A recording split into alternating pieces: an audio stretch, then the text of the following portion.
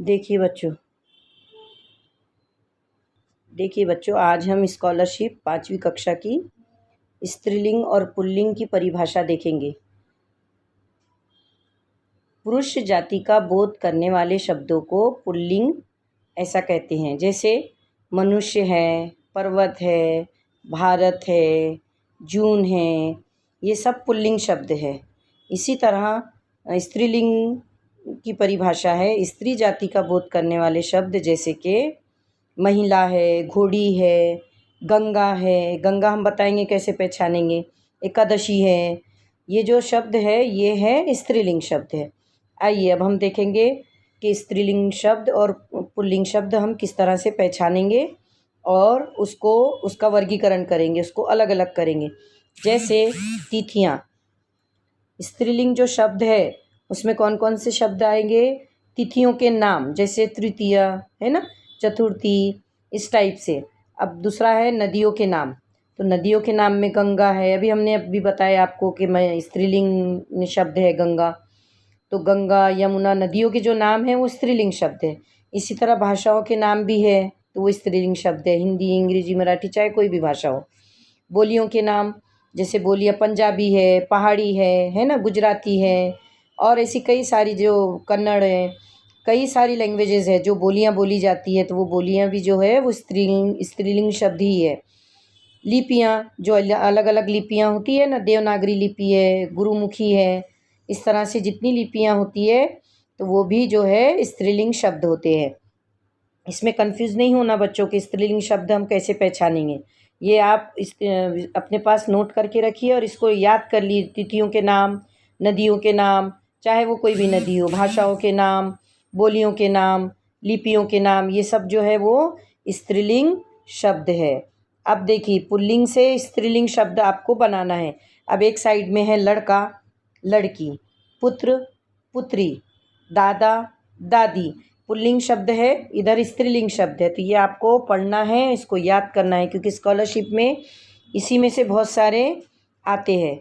जैसा इस तरह से आपको पुल्लिंग शब्द की पूरी यादी तैयार करना है, इधर से स्त्रीलिंग, यानी एक शब्द अपने मन से भी आप इसको आगे बढ़ा सकते हैं। आप जो हिंदी की या फिर परिसर अभ्यास 1 जो है उसके अंदर आपको ये शब्द बहुत मिलेंगे, तो आप अपने शब्द इसके अंदर ऐड करके स्त्रीलिंग और पुल्लिंग दोनों भी इससे आगे आप लिख सकते हो।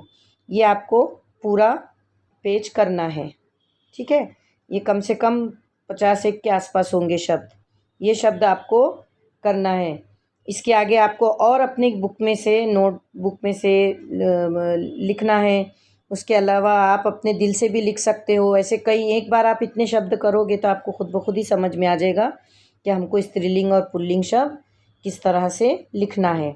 इसी तरह देखिए, अब अगर हमको कोई प्रश्न ऐसा आता है कि जिसमें आपको लिंग किसे कहते हैं, ये आ सकता है क्वेश्चन, या हिंदी में लिंग के कितने भेद होते हैं, ये भी हो सकता है। या फिर आपको एक क्वेश्चन आता है कि जो पुल्लिंग और स्त्रीलिंग शब्द दिए होते हैं ब्रैकेट में, आपको उसको अलग अलग करना होता है, वर्गीकरण करना होता है। जैसे ये है पुत्र, भवानी, देवरानी है, बालक, घोड़ा, मालिक, आपको दिखाई दे रहा है। ये सारे शब्द जो है इसको आपको स्त्रीलिंग और पुल्लिंग अलग अलग करना है। इसी तरह देखिए चौथा क्वेश्चन जो है, निम्नलिखित वाक्यों के लिंग बदलकर लिखिए। जैसे पहला है मालिन हार पिरो रही है। अब ये जो लिंग बदलकर आपको लिखना है, तो आप वाक्य को दोबारा कैसे लिखोगे? मालिन का क्या हो जाएगा? माली। माली हार पिरो रही की जगह क्या आ जाएगा? रहा। माली हार पिरो रहा है। फिर है मोर नाचता है, इसको आप कैसे करोगे? आप इसको बदलना है, इसको आपको इसका लिंग बदलना है मोर का, तो मोरनी नाचती, नाचता का क्या हो जाएगा? नाचती है। पिताजी कल नागपुर से आएंगे, इसको हम कैसे करेंगे?